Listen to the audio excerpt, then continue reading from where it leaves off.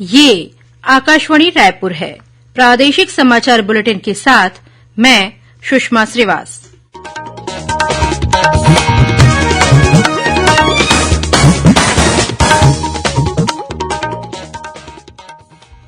और अब पेश है आज के मुख्य समाचार। छत्तीसगढ़ विधानसभा चुनाव के लिए मतदान पूरा होने के बाद मतगणना की तैयारियां शुरू। आज कई जिलों में दिया गया प्रशिक्षण। सुप्रीम कोर्ट ने झीरम घाटी हत्याकांड के षड्यंत्र की जांच के मामले में एनआईए की अपील याचिका खारिज की। बीजापुर जिले में एक माओवादी गिरफ्तार। इसी जिले के मिरतुर तिमेनार मार्ग पर सुरक्षा बलों ने 2 आईईडी बरामद किए। और हिमालय से आ रही ठंडी हवाओं के असर से आने वाले दिनों में प्रदेश में ठंड बढ़ने के आसार। अब समाचार विस्तार से। छत्तीसगढ़ विधानसभा चुनाव के तहत दोनों चरणों का मतदान पूरा होने के बाद निर्वाचन आयोग ने मतगणना की तैयारियां शुरू कर दी हैं। जिलों में निर्वाचन अधिकारी, सहायक निर्वाचन अधिकारी और नोडल अधिकारी सहित अन्य कर्मियों को मतगणना का प्रशिक्षण दिया जाएगा। बस्तर में आज से यह प्रशिक्षण कार्य शुरू हो गया है। वहीं 23 नवंबर को कोंडागांव और अन्य जिलों में मतगणना का प्रशिक्षण होगा, जबकि रायपुर जिले में 25 नवंबर को प्रशिक्षण दिया जाएगा। मुख्य निर्वाचन पदाधिकारी के निर्देश पर विधानसभा चुनाव की मतगणना के लिए अधिकारियों को मतगणना से जुड़ी बारीकियां बताई जाएंगी।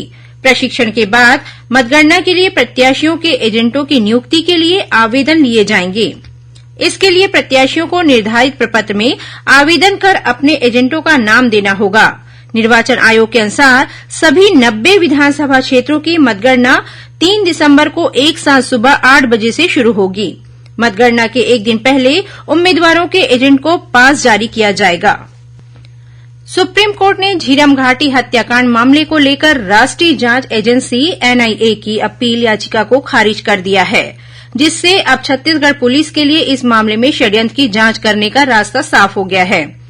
झीरम घाटी हमले में जान गंवाने वाले कांग्रेस नेता उदय मुदलियार के बेटे ने वर्ष 2020 में दरबा थाने में एफआईआर दर्ज कराई थी। इसमें कहा गया था कि एनआईए ने जांच में हत्या और राजनीतिक षड्यंत्र को नहीं जोड़ा है।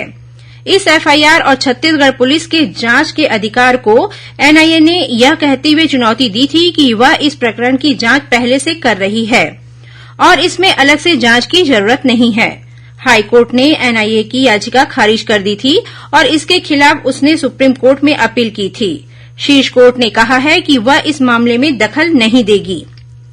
सुप्रीम कोर्ट में अपील याचिका खारिज होने पर अपनी प्रतिक्रिया देते हुए मुख्यमंत्री भूपेश बघेल ने कहा है कि इस फैसले से न्याय का दरवाजा खुला है। उन्होंने कहा कि अब इस मामले में यह साफ हो जाएगा कि किसने इस हमले की साजिश रची थी।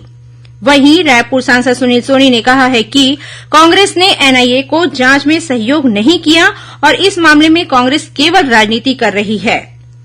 गौरतलब है कि 25 मई 2013 को झीरम घाटी में कांग्रेस नेताओं की परिवर्तन यात्रा पर हमला हुआ था, जिसमें तत्कालीन प्रदेश अध्यक्ष नंदकुमार पटेल, वरिष्ठ नेता विद्याचरण शुक्ल और महेंद्र कर्मा सहित 32 नेताओं और कार्यकर्ताओं की मौत हो गई थी। विधानसभा चुनाव और दीपावली के त्यौहार को देखते हुए राज्य में समर्थन मूल्य पर धान खरीदी का काम कुछ धीमा पड़ गया था, लेकिन एक बार फिर से खरीदी काम में तेजी आई है और कल शाम तक खरीदी केंद्रों में 1,22,000 मीट्रिक टन से अधिक धान की आवक दर्ज की गई। खाद्य सचिव ने बताया कि इस साल की खरीदी में किसी एक दिन धान खरीदी का यह सबसे बड़ा आंकड़ा है। प्रदेश के मैदानी जिलों बिलासपुर, मुंगेली, बेमेतरा, दुर्ग, कवर्धा और राजनांदगांव में सबसे अधिक धान खरीदी की गई है, जबकि सरगुजा और बस्तर में सबसे कम धान बिक्री के लिए खरीदी केंद्रों तक पहुंचा है। खाद्य विभाग के मुताबिक बस्तर और सरगुजा संभाग के कुछ जिलों में धान कटाई में देरी के कारण यह स्थिति बनी है। दक्षिण पूर्व मध्य रेलवे के बिलासपुर मंडल के तहत चांदिया रोड स्टेशन में प्री एनआई और एनआई कमीशनिंग के तहत तीसरी लाइन कनेक्टिविटी का काम 25 नवंबर से 4 दिसंबर तक किया जाएगा। इस कार्य के चलते हुए कुछ यात्री ट्रेनों का परिचालन प्रभावित होगा। इसकी वजह से 30 नवंबर को लखनऊ से रवाना होने वाली लखनऊ रायपुर गरीब रथ एक्सप्रेस रद्द रहेगी। वहीं 1 दिसंबर को रायपुर से चलने वाली रायपुर लखनऊ गरीब रथ एक्सप्रेस भी नहीं चलेगी। इसी तरह ईस्ट कोस्ट रेलवे के संबलपुर रेल मंडल के तहत सरला संबलपुर सेक्शन में भी 26 नवंबर तक ब्लॉक लिया गया है। इस दौरान Titlagarh Bilaspur passenger special train Sambalpur में ही समाप्त कर दी जाएगी। यह ट्रेन संबलपुर से बिलासपुर टिटलागढ़ पैसेंजर बनकर टिटलागढ़ के लिए रवाना होगी। आज विश्व टेलीविजन दिवस है। यह दिन दृश्य माध्यम के महत्व को उजागर करने और निर्णय लेने पर इसके बढ़ते प्रभाव तथा वैश्विक बातचीत के आकार को देने में संभावित भूमिका को पहचानने के लिए मनाया जाता है। इस वर्ष का विषय है सुगम्यता। संयुक्त राष्ट्र ने वर्ष 1996 में पहली बार विश्व टेलीविजन फोरम का आयोजन किया था और उसके बाद हर वर्ष 21 नवंबर को विश्व टेलीविजन दिवस के रूप में मनाने का निर्णय लिया था। टेलीविजन का आविष्कार वर्ष 1924 में स्कॉटलैंड के एक इंजीनियर जॉन लोगी बेयर ने किया था। भारत में टेलीविजन की शुरुआत 15 सितंबर 1959 को यूनेस्को की सहायता से नई दिल्ली में की गई थी। बीजापुर जिले के गोरना मनकेली के जंगलों से सुरक्षा बलों ने एक माओवादी को गिरफ्तार किया है। इसके पास से विस्फोटक सामग्री और माओवादी साहित्य सहित अन्य चीजें बरामद की गई हैं। मिली जानकारी के मुताबिक डीआरजी और बस्तर फाइटर्स की संयुक्त टीम गश्त पर निकली हुई थी। इस दौरान जंगल में सुरक्षा बल के जवानों को देखकर माओवादियों ने भागने की कोशिश की। तभी सुरक्षा बलों ने घेराबंदी कर एक माओवादी को गिरफ्तार कर लिया। इसी जिले के भैरमगढ़ थाना क्षेत्र स्थित इंद्रावती एरिया कमेटी के एक जनमिलिशिया सदस्य ने पुलिस के समक्ष आत्मसमर्पण कर दिया। जिले के पुलिस अधीक्षक आजनेय वार्ष्णेय के समक्ष जनमिलिशिया सदस्य ने माओवादियों की खोखली विचारधारा और राज्य सरकार की पुनर्वास नीति से प्रभावित होकर आत्मसमर्पण करने की बात कही। यह जनमिलिशिया सदस्य वर्ष 2008 से ताकी लोड़ इलाके में सक्रिय था और इस पर सुरक्षा बलों पर हमले की वारदातों में शामिल रहने का आरोप है। वहीं बीजापुर जिले के मिरतुर तिमेनार मार्ग पर सुरक्षा बलों ने 5-5 किलो वजनी 2 आईईडी बरामद किया है, जिसे बम निरोधक दस्ते ने सफलतापूर्वक निष्क्रिय कर दिया है। मिली जानकारी के मुताबिक सुरक्षा बलों को पहुंचाने के इरादे से माओवादियों ने यह विस्फोट बेचापाल बड़े मुंडा तालाब टेकरी के पास लगा रखे थे। और अब पेश है मौसम का हाल। प्रदेश में हवा की दिशा बदल गई है। हिमालय की ओर से आने वाली ठंडी हवाओं ने उत्तरी छत्तीसगढ़ में दस्तक दे दी है। मौसम विभाग के मुताबिक आगामी 24 घंटों के दौरान प्रदेश के सभी क्षेत्रों में इन ठंडी हवाओं का असर देखा जाएगा। मौसम विज्ञानी एचपी चंद्रा ने बताया कि आने वाले 3 दिनों तक प्रदेश के न्यूनतम तापमान में गिरावट का दौर जारी रहेगा। इस दौरान रात में ठंड बढ़ेगी और दिन में भी हल्की गर्मी से राहत मिलेगी। वहीं अधिकतम तापमान में विशेष बदलाव के संकेत नहीं हैं। वहीं राजधानी रायपुर सहित प्रदेश के अधिकांश हिस्सों में आज हल्के बादल छाए रहे। खाड़ी में सक्रिय सिस्टम की वजह से सभी जगह तापमान सामान्य से करीब 3 डिग्री सेल्सियस अधिक है, लेकिन हवा की दिशा बदलने के बाद अब बादल छंटने लगेंगे और सुबह ओस तथा धुंध बढ़ेगी।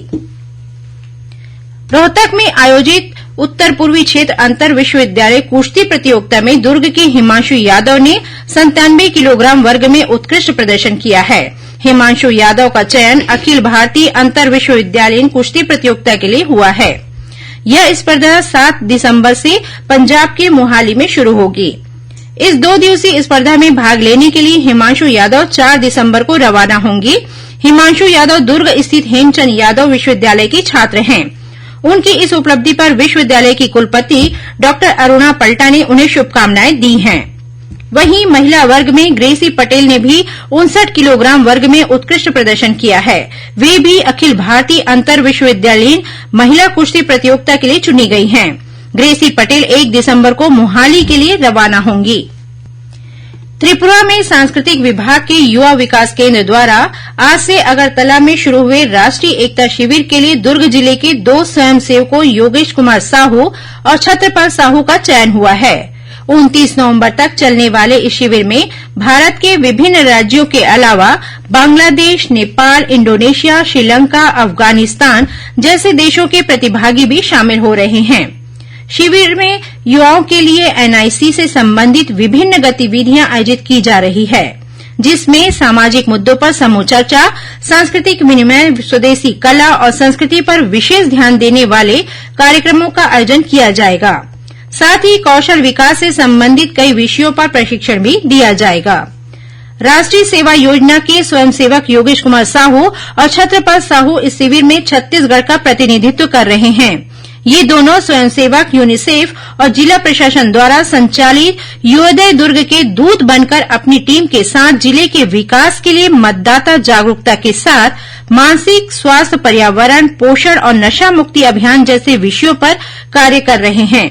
इनके कार्यों को देखते हुए यूनिसेफ ने इन्हें नोनी जोहार कार्यक्रम के माध्यम से राज्य स्तर पर सम्मानित किया है। अब कुछ खबरें संक्षेप में। कोंडागांव जिले के लंजोड़ा के पास ट्रक की चपेट में आने से एक युवती की मौके पर ही मौत हो गई। भिलाई नगर के कुम्हारी थाना क्षेत्र स्थित मुरमुंदा नारधा मार्ग पर सड़क हादसे में एक व्यक्ति की मौत हो गई। बस्तर जिले में कल से 30 नवंबर तक मोतियाबिंद के इलाज के लिए सघन जांच अभियान चलाया जाएगा। कोरबा जिले में आबकारी विभाग की संयुक्त टीम ने अलग अलग स्थानों पर अभियान चलाकर देशी शराब और महुआ लहान बरामद कर इस मामले में 2 आरोपियों को गिरफ्तार किया है। और राजनांदगांव जिले की गंडई पुलिस ने एक किसान के धान की खरही में आग लगने के मामले में 3 लोगों को गिरफ्तार किया है। अंत में मुख्य समाचार एक बार फिर। छत्तीसगढ़ विधानसभा चुनाव के लिए मतदान पूरा होने के बाद मतगणना की तैयारियां शुरू। आज कई जिलों में दिया गया प्रशिक्षण। सुप्रीम कोर्ट ने झीरम घाटी हत्याकांड के षड्यंत्र की जांच के मामले में एनआईए की अपील याचिका खारिज की। बीजापुर जिले में एक माओवादी गिरफ्तार। इसी जिले के मिरतुर तिमेनार मार्ग पर सुरक्षा बलों ने 2 आईईडी बरामद किए। और हिमालय से आ रही ठंडी हवाओं के असर से आने वाले दिनों में प्रदेश में ठंड बढ़ने के आसार। इसी के साथ प्रादेशिक समाचार बुलेटिन समाप्त हुआ। नमस्कार।